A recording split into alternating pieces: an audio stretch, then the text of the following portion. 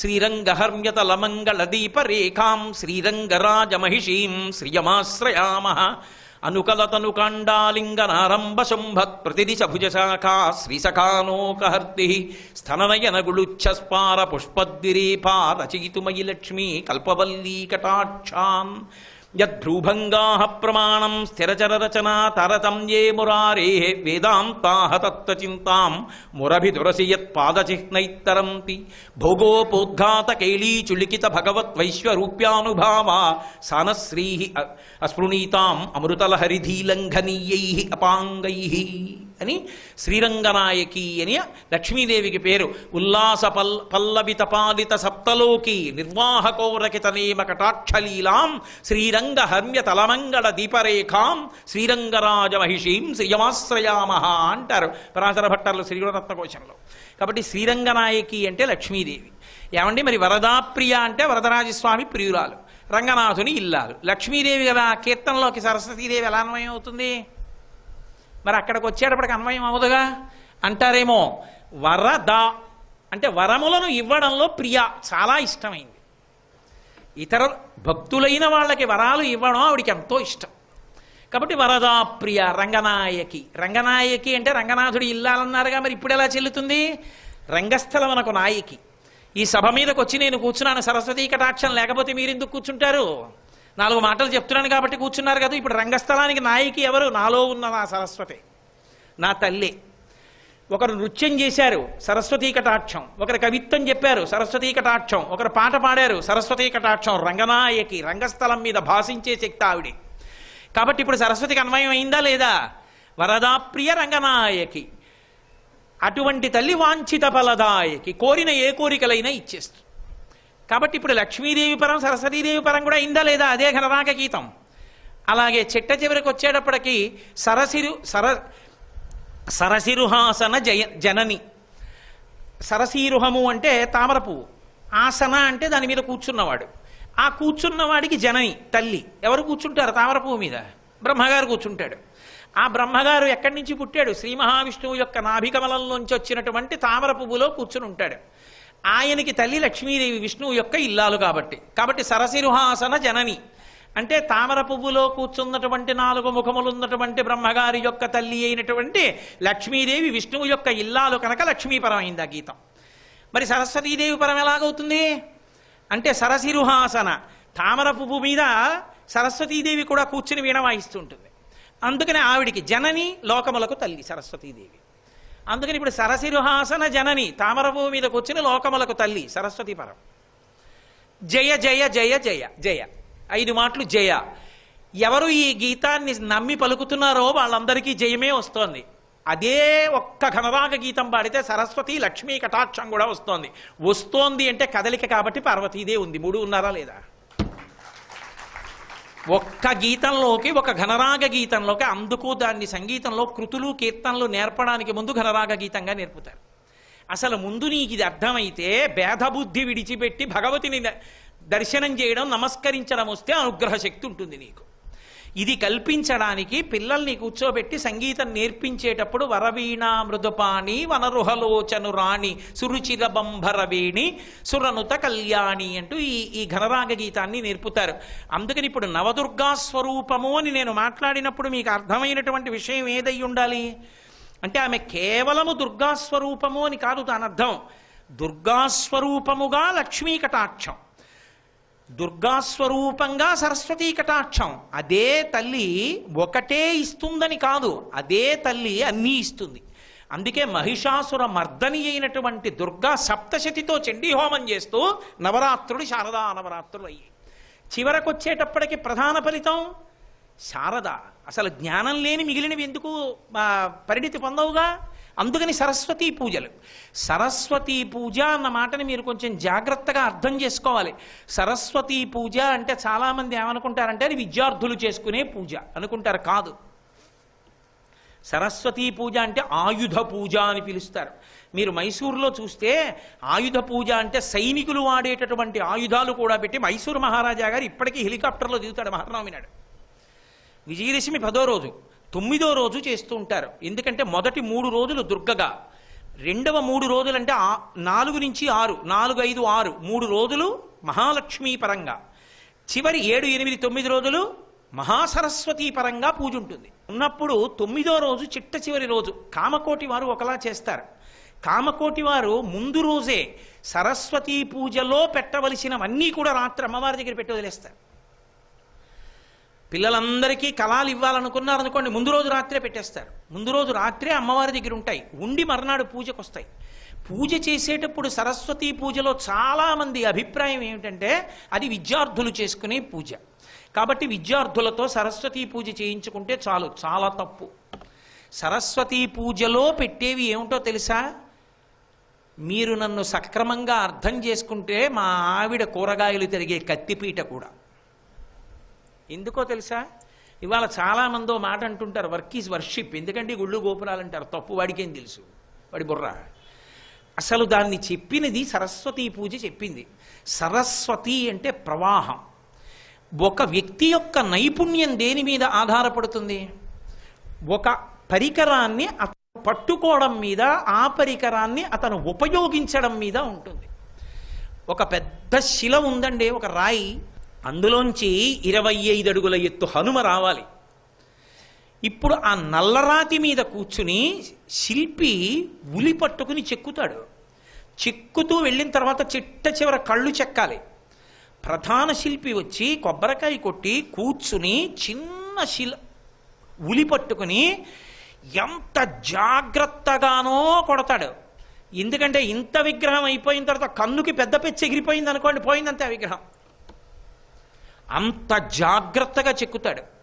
ఇప్పుడు ఇంతమంది కోర్కెలు తీర్చి, ఇంతమంది చేత అభిషేకాలు అందుకుని, ఇంతమంది చేత పూజలు అందుకుని, ఇన్ని అధివాసాలు అందుకుని ప్రతిష్ఠ అవుతున్నటువంటి మూర్తి ఒక నల్లరాతిలోంచి బయటికి వచ్చేటట్టుగా చేసినటువంటి శిల్పిలో సరస్వతి కటాక్షము లేని నాడు ఎలా వచ్చింది? ఆయన యందు సరస్వతి ఉలితో మూర్తిని తీయగలిగిన శక్తిగా లోపలుంది. అది ఉలిని పెట్టి సుత్తితో కొడుతున్న ప్రతి దెబ్బలో సరస్వతీ కటాక్షం ప్రవహిస్తూ ఇంతమందిని అనుగ్రహించే మూర్తిగా బయటికి వచ్చింది. ఇప్పుడు ఆయన సరస్వతీ కటాక్షానికి ఆధారమేది? ఆ ఉలి. అందుకని ఆయుధ పూజలో ఉలి పెడతాడు. ఒక సైనికుడు ఉన్నాడు, కత్తి చేత్తో పట్టుకుని యుద్ధానికి ఎడతాడు, వెళ్ళి శత్రువుల్ని దునుమాడతాడు. ఇప్పుడు తన జీవితానికి ఆస్కారం ఏది? ఆ కత్తి. ఆ కత్తికి పూజ చేస్తాడు. ఒక వ్యవసాయదారుడు ఉన్నాడు, బయట మబ్బేసి వాన పడుతూ ఉంటుంది, అంతే గబగబా నాగలి భుజాన వేసుకుని వెళ్ళి 2 ఎద్దులకి నాగలి కట్టి, నాగలి పట్టుకు దున్నడం అంత తేలికేం కాదు, పైకి కనపడినంత ఉండదు. తెలిసి తెలియక నాగలి పట్టుకుంటే కాలు తెగిపోతుంది. ఆ తలపాగా కట్టుకోవడంలో తెలుస్తుంది రైతు బిడ్డ అని. ఆ తలపాగా కట్టుకుని ఆ నాగలి పట్టుకుని రైతు ఆ ఎద్దుల్ని రెండింటినీ తోలుతూ అది పైకి తేలిపోకుండా భూమి లోపలికెళ్ళి అడ్డు పడిపోకుండా పెళ్ళలు పైకొచ్చేటట్టుగా దాన్ని తేలుస్తూ గుచ్చుతూ జాగ్రత్తగా ఒత్తిడి పెడుతూ ఎద్దులు నడిపిస్తూ దుక్కి దున్నేటటువంటి రైతు ఉంటాడే, ఆ భూమిని సారవంతం చేయగలిగినటువంటి ఆ శక్తి ఆ నాగలికి ఎద్దులు కట్టి నడిపించగలిగినటువంటి ఆయన ప్రజ్ఞ ఇంతమంది అన్నం తినడానికి, పంట పండడానికి కారణమైంది. ఆ నాగలి ఆయన సరస్వతి అనుగ్రహానికి సాధనం. కాబట్టి నాగలికి ఆయన పూజ చేస్తాడు. నేను ఇంత కాస్త ఆరోగ్యంగా ఉండి సాయంకాలం అయ్యేటప్పటికీ గుక్కెడు మంచినీళ్లు తాగకుండా 2 గంటలు ఉపన్యాసం చెప్పాలంటే నేను తినవలసినటువంటి సాత్వికమైన ఆహారాన్ని నాకు కావలసిన రీతిలో వండి పెట్టడానికి, ఆ ఏ కూర ఎలా తరగాలో అలా వండి పెట్టడానికి నా భార్యకి సాధనమై నా ఆరోగ్యం నిలబడడానికి కారణమైన కత్తిపీట మా ఆవిడ సరస్వతీ కటాక్షానికి సాధనం. ఒక పిల్లవాడు చదువుకుంటున్నప్పుడు వాడు చదువుకున్నది, జ్ఞాపకం పెట్టుకున్నది, వాడు ఇంత స్థాయిలో జ్ఞాపకం పెట్టుకున్నాడని చెప్పడానికి ఉదాహరణ వాడి చేతిలో ఉన్న కలం. వాడు ఎంత బాగా రాశాడో దాన్ని బట్టి వాడిని అంత పెద్ద కళాశాలలో కూర్చోబెడతారు. రేపొద్దున కళాశాలలోంచి అంత పెద్ద ఉద్యోగంలోకి తీసుకెడతారు. ఒక అధికారి ఇలా సంతకం పెట్టాడంటే కొన్ని వేల మందికి అన్నం పుట్టచ్చు. ఒక్క అధికారి ఇలా సంతకం పెట్టాడంటే భగ్గున మంట మండచ్చు. ఒక్క సంతకంలోంచి మంటలు మండుతాయి, ఒక్క సంతకంలోంచి అన్నం పుడుతుంది. ఆ సంతకం పెట్టేటప్పుడు ఆయనకి అంత అధికారం ఎక్కడి నుంచి వచ్చిందంటే అంత విచక్షణతో ఆలోచించి పెట్టగలడు కనుక సరస్వతీ కటాక్షం. ఇప్పుడు ఆ కలం, ఆ సంతకం ఆయన సాధనం, ఆయన సరస్వతీ కటాక్షానికి గుర్తు. వీడిక్కడ ఉండొచ్చు, ఇక్కడ ఉండకూడదు, ఆయన బదిలీ చేస్తూ సంతకం పెట్టాడు. అది ఆయన సరస్వతీ కటాక్షం. ప్రశ్నించడానికి వీల్లేదు ఆయన్ని. ఇప్పుడు ఆ కలం ఆయనకి పనిముట్టయింది. వర్క్ ఈజ్ వర్షిప్ అంటే గుళ్ళోకి వెళ్ళడం మానేసి ఆఫీసులో కూర్చోమని కాదు. నీ సరస్వతీ కటాక్షం ఎందులోంచి ప్రసరణమవుతోందో గుర్తుపట్టి నీ ఉద్యోగాన్ని కూడా సరస్వతీ అనుగ్రహ ప్రసార సాధనంగా, స్థానంగా గుర్తించి ప్రతి కార్యాలయం, ప్రతి పాఠశాల, ప్రతి విద్యాలయం కూడా సరస్వతీదేవి నర్తించే ప్రదేశాలని గుర్తిరిగి పవిత్రంగా కూర్చోవడం వర్క్ ఈజ్ వర్షిప్.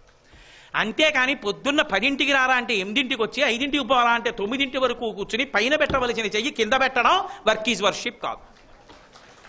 ఏది ఎలా ప్రసరిస్తోందో తెలుసుకుని బతకడం సరస్వతీ పూజ. అందుకే సరస్వతీ పూజ ఎవరు చెయ్యాలి అంటే కేవలం పిల్లలు కాదు. ఎవరు చేస్తారు అంటే అసలు సరస్వతీ సంబంధము లేనివాడు ఉండడు. అందరికీ సరస్వతి అవసరం. అందరూ సరస్వతీ పూజ చెయ్యాలి. అందుకే కాదు ఈ సంవత్సరం మనం కేవలం పిల్లలకే కాదు సరస్వతీ పూజ, కొంతమందికి ప్రత్యేకంగా ఒక వయస్సు వచ్చిన తరువాత మనం భగవంతుడి గురించి చెయ్యవలసినటువంటి జపానికి సంబంధమైనటువంటి సాధనములనిచ్చి పెద్దవాళ్ళకి కూడా సరస్వతీ పూజలు ప్రవేశపెట్టాం ఈ ఏడాది, సరస్వతీ పూజ నాడు చేయించడానికి. కాబట్టి సరస్వతీ పూజ అనేటటువంటిది అందరూ సరస్వతీ పూజ చెయ్యాలి,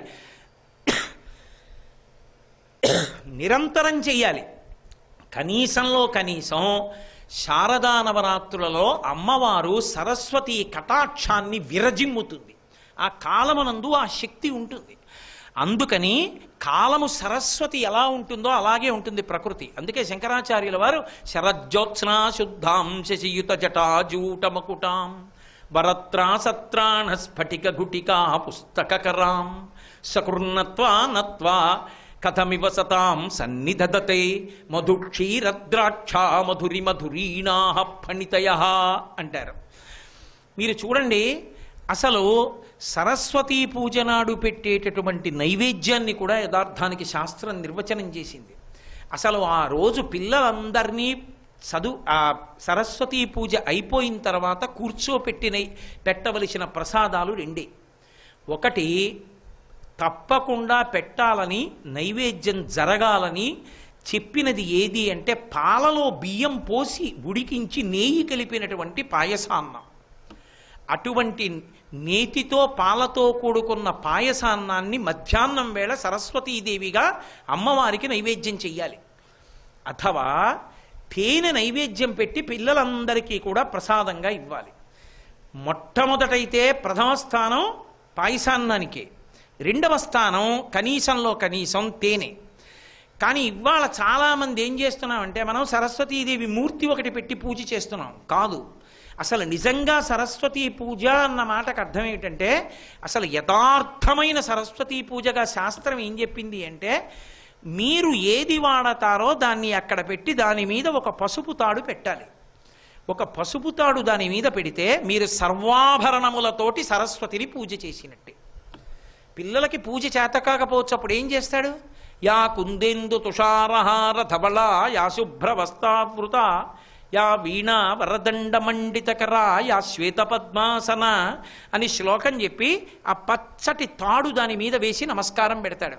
పచ్చటి తాడు వేస్తే సమస్త ఆభరణములను సమకూర్చినట్టు. అది ప్రసాదం. ఇప్పుడు సరస్వతి అనుగ్రహం అందులోకి వెళ్ళింది అని గుర్తు. అందుకని ఇప్పుడు పిల్లలు పూజ చేస్తే దేనికి చేయాలి? ఓ కళానికి పూజ చేయాలి. పూజ చేసి ఒక్కొక్కచో అనుగ్రహ ప్రసారానికి సరస్వతి హోమం చేసి శేషం ఉన్నటువంటి హవిస్సుని లోపల ఉన్న భస్మని తీసి జల్లి సరస్వతీదేవి ప్రార్థన చేసి ఆ కంకణంలోకి ప్రవేశించమని అడిగి ఆ కంకణాన్నే తాడుగా ఆ పెన్ను మీద ఇచ్చినప్పుడు కలం మీద వేయించి అక్షతలు ఒక్కదాంతో కొద్ది నామాలు చెప్పి పూజ చేయించి ఈ కంకణం పెద్దవాళ్ళని కట్టమని సరస్వతీ కంకణాన్ని కళాన్ని ఇచ్చి సరస్వతీ పూజ నాడు పిల్లల్ని పంపించాలి. అది సమాజంలో ఉన్న పెద్దల యొక్క కర్తవ్యం. అందుకే ఈ సంవత్సరం మనం చేస్తున్నప్పుడు ఇక్కడ సరస్వతీ పూజల్లో వచ్చిన పిల్లలందరికీ కూడా ఉచితం అన్న మాట అనకూడదు. ఉచితం కాదు, పెద్దవాడిగా అది నీ కర్తవ్యం, చేయించాలి. కాబట్టి పళ్ళెంలో చక్కగా కళాన్ని పెట్టి అక్షతలతోటి దాని మీద సరస్వతీ కంకణం పెట్టి సరస్వతీదేవికి గొప్ప హోమం చేసి ఆ కంకణాలన్నీ కూడా పిల్లలకిచ్చి పిల్లలు కలం మీద పెట్టి పూజ చేసిన తరువాత ఆ కళాన్ని ఆ కంకణాన్ని పట్టుకుని బయటికి వెళ్ళి కంకణాన్ని చేతికి పట్టుకొని కలంతో రాస్తారు. మొట్టమొదట శ్రీకారాన్ని కానీ ఓంకారాన్ని, పిల్లలతో ఓంకారం అంత మంచిది కాదు కాబట్టి శ్రీకారం పిల్లలతో ఆ పెన్నుతో వ్రాయిస్తే శకార రకార ఈకారముల చేత శాక్తీయ ప్రణవమైనటువంటి శ్రీలోంచి సమస్తాన్ని కడిగి పైనుంచి కింద వరకు శ్రీసరణి అంటారు శంకరాచార్యుల వారు. చదువు ఒక్కటొస్తే చాలదు, దాంతో సంస్కారం నిలబడాలి. సర్వే వేద విదాశూరాః సర్వే లోకహితే రతాః సర్వే జ్ఞానోపసంపన్నాః సర్వే సమృతా గుణైః అంటారు వాల్మీకి మహర్షి రామాయణంలో. చదువుకున్న చదువు స్వార్థానికి పనికిరాకూడదు. నీరు నిలవుండిపోతే కంపు, తనలో చదువు తానులోనే ఉండిపోతే లోభబుద్ధితో కంపు, ఒకడికి పనికిరాదది. తను చదువుకున్న చదువు నిస్వార్థంగా ఏదీ కోరకుండా ప్రవహించాలి. అలా ప్రవహించేటట్టు విడిచిపెట్టిన వాడెవడో వాడు మేఘం లాంటి త్యాగమూర్తి, వాడు గోవు లాంటి వాడు. పుట్టల మీద ఏటి గట్ల మీద ఉన్నటువంటి పసరిక తిని మనకి పనికిమాలినటువంటి కాలవలలో ఉన్న నీళ్లు తాగి ఎక్కడికో వెళ్ళి పడుకొని కడుపులోకి తిన్నటువంటి గడ్డి ముద్దల్ని మళ్ళీ వెనక్కి తెచ్చి నెమరవేసి బాగా నమిలి కడుపులోకి తీసుకుని పాలు తయారు చేసుకున్నటువంటి ఆవు తన దూడ ప్రేమతో వచ్చి ముట్టి పెట్టి 4 గుద్దులు గుద్ది శిరమలను పట్టుకుని చప్పరించేటప్పటికీ ఇంత కష్టపడి తయారు చేసిన పాలు నీకెందుకు ఇవ్వాలని అడగకుండా విడిచిపెట్టేస్తోంది. విడిచిపెట్టడం వచ్చు తప్ప వెనక్కి తీయడం ఆవుకి చేత కాదు. అందుకని గోవు పూజనీయమైంది. తాను ఎంతో కష్టపడి ఇంటి దగ్గర కూర్చుని ఎన్నో ఒత్తిళ్ల మధ్యలో ఎన్నో గ్రంథాలు చదువుకుని ఎన్నో విషయాలు తాను అవగతం చేసుకున్నటువంటి ఇన్ని విషయాల్ని నేను చెప్పినప్పుడు అయోమయంతో ఇతరులకు అర్థం కాకుండా ఉండడం కాకుండా అర్థమయ్యేటట్టుగా చెప్పాలనేటటువంటి జిజ్ఞాసతో కిందకి దిగి వచ్చి చెప్పండి అని పాదములు పట్టుకున్నంత మాత్రం చేత చెప్పకుండా ఉండలేక తనకు వచ్చిన దాన్నంతటినీ చెప్పేసి అమ్మయ్యాని చెప్పేశానని సంతోషపడి వెళ్ళిపోయిన వాడెవరున్నాడో వాడు గోవు లాంటి వాడు. ఆవు ఎలా పూజనీయమో వాడు అలా పూజనీయుడవుతాడు. కాబట్టి కేవలము కలం చేతిలో ఉండడం కాదు, దాంతో పాటుగా స్వార్థ త్యాగం అవసరము. త్యాగేనైకే అమృతత్వమానసో. వచ్చిన చదువు సంస్కారంగా మారాలి, సమాజ హితమునకు పనికి రావాలి, అది శీల వైభవము కావాలి. అందరూ రామచంద్రమూర్తులు కావాలి అంటే ఆ కలంతో పాటుగా ఆ సంస్కార వైభవాన్ని అందించగలిగిన కంకణాన్ని బహూకరిస్తారు. అందుకని సర్వాభరణాలంకృత అయినట్లుగా సూత్రాన్ని వేస్తారు, లేదా కంకణాన్ని వేసి కంకణ సహితంగా ఆ ఆయుధం అంటే కలం, ఎవరు ఏది వాడితే అది ఆయుధం, దాన్ని ఇస్తుంటారు. ఇప్పుడు నాకు చెప్పండి ఒక్క విషయం, ఎక్కడో ఏదో దేశంలో అందరినీ గుర్తిస్తారు, శ్రామికులందరినీ గౌరవిస్తారు, ఎవరో కొంతమందినే గౌరవిస్తారు, కొంతమందిని గౌరవించరు, చాలా చులకనగా చూస్తారని చెప్పేటటువంటి వాళ్ళకి సరస్వతీ పూజ ఒక గుణపాఠం. ఎవరైనా సరే ఆఖరికి భర్తకి ప్రేమ మీర అన్నం వండి పెట్టేటటువంటి భార్య యొక్క సాధనమైన కత్తిపీటకు కూడా భార్య పువ్వెయ్యొచ్చు ఆ రోజునంటే అసలు ఈ దేశంలో ఎవరి యందు ఏ రకమైనటువంటి గుణము ఉన్నా సరస్వతి కటాక్షంగా ప్రవహిస్తున్న ఆ రోజున ఆ పనిముట్టికి పూజ చేసి ఆయుధ పూజ అని చెయ్యడం ఈ దేశ సంస్కారంగా ఉంది అంటే అసలు ఈ దేశంలో శ్రామికులకున్నంత గౌరవం సరస్వతి కటాక్షంగా సరస్వతి స్వరూపాలుగా ఇతరులకుందా?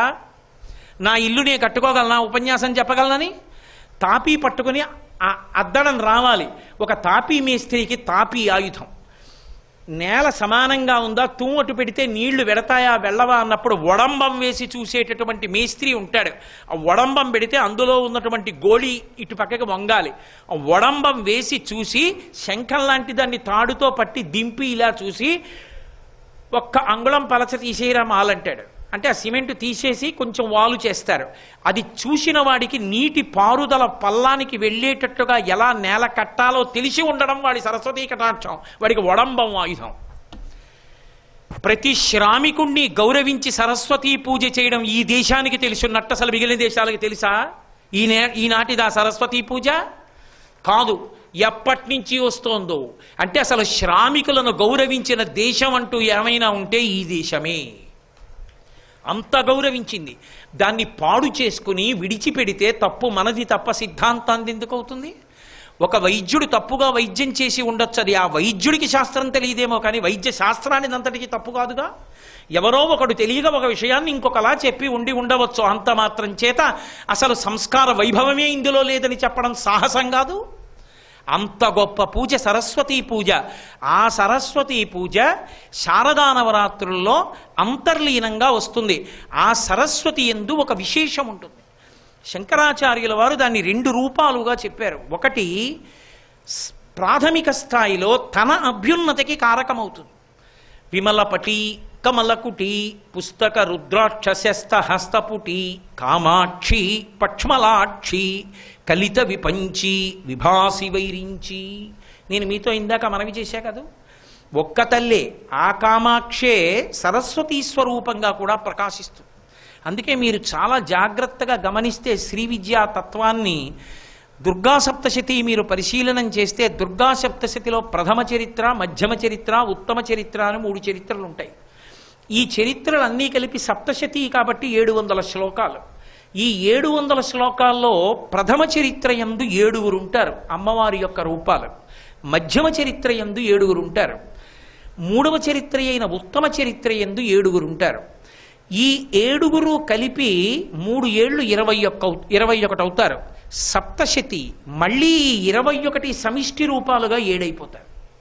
ఈ 7 మళ్ళీ 1లోకి వెళ్ళిపోయి దుర్గగా మారిపోతారు.